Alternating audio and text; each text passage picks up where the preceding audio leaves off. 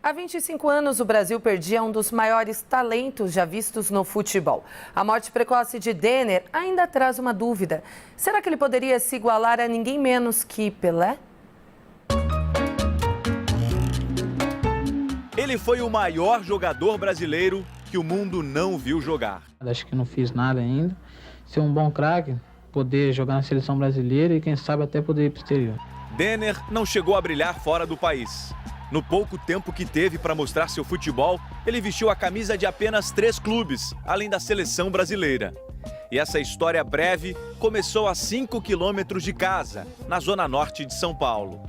Foi aos 11 anos de idade, pelo time mirim da Portuguesa, que Denner conheceu o gramado por onde desfilaria seu belo futebol na curta carreira que teve.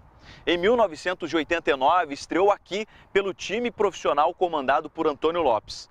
Em 1991, pela Taça São Paulo de Futebol Júnior, não só conquistou o título, mas foi eleito o melhor jogador da competição. E no mesmo ano, pelo Campeonato Paulista, fez o gol mais bonito que o Canindé já viu. Foi no dia 13 de novembro contra a Inter de Limeira. Denner recebe a bola de antes do meio de campo, dribla um adversário, deixa outro marcador para trás, escapa do carrinho do zagueiro e toca na saída do goleiro. Uma arte com a assinatura de quem considerava o drible mais importante que um gol. No mesmo estádio, contra o Santos, Denner fez um dos gols mais bonitos da curta carreira. Sempre foram gols espetaculares, sem grande chute, sim, driblando 5 ou 6 e tocando na saída do goleiro. Écio Pasca foi o técnico que descobriu a joia brasileira. Conheceu Denner quando ainda criança, mas o cartão de visitas... Fomos assistir um jogo de salão, ele só fez 12 gols. Falei, esse cara vai ser um futuro brilhante.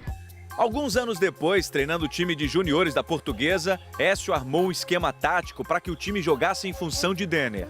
O talento dele me fez montar um esquema para ele, que a imprensa chamou de losango flutuante. Resultado, a Lusa conquistou a Copa São Paulo de Juniores de 1991, vencendo todos os 9 jogos e marcando 32 gols. Na realidade, ele era o homem que flutuava no jogo.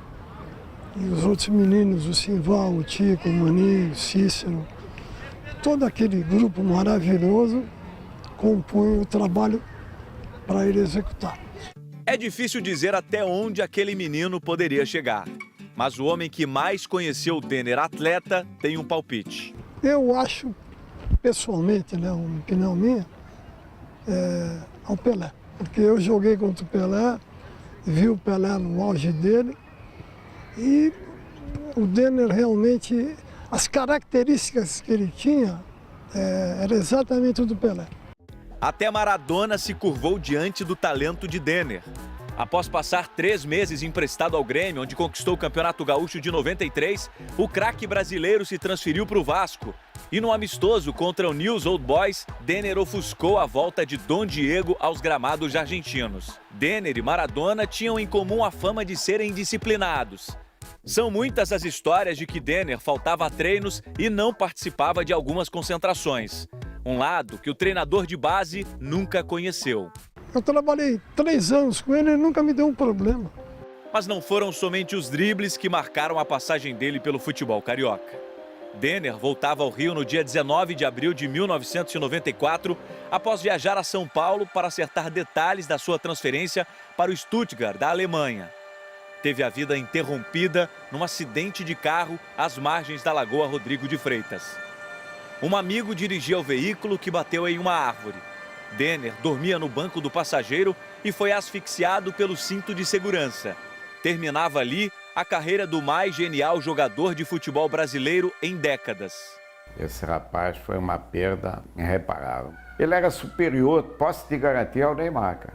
Tem coisas aí em vídeos maravilhosas, coisas que pouco jogador consegue fazer.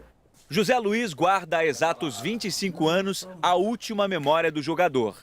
Os filhos de Denner descobriram agora que o carro, que foi uma exigência para renovar com a Portuguesa, estava exatamente como no dia do acidente e pediram para reaver o veículo. Um alívio ter que tirar isso aí.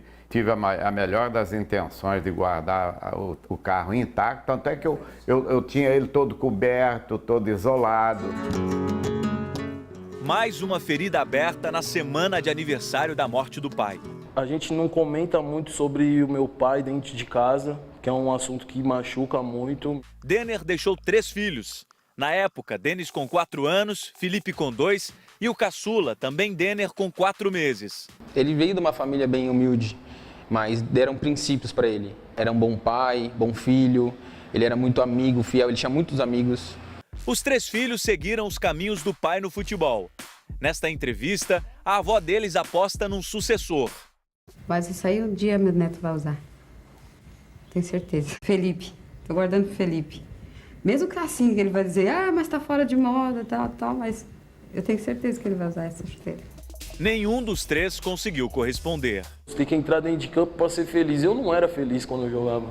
Eu nunca entrava lá, tipo, eu vou me divertir. Eu entrava lá achando que eu era obrigado a fazer coisas e ser igual ao meu pai, entendeu? A esperança de manter o legado agora está nos pés do neto de Denner, Rafael, de 8 anos, que hoje joga na Portuguesa. Acho que pressão ele sempre vai ter um pouco, né? Por ser o neto. A gente tenta falar só para ele ser feliz, jogar futebol, que é uma coisa que ele gosta.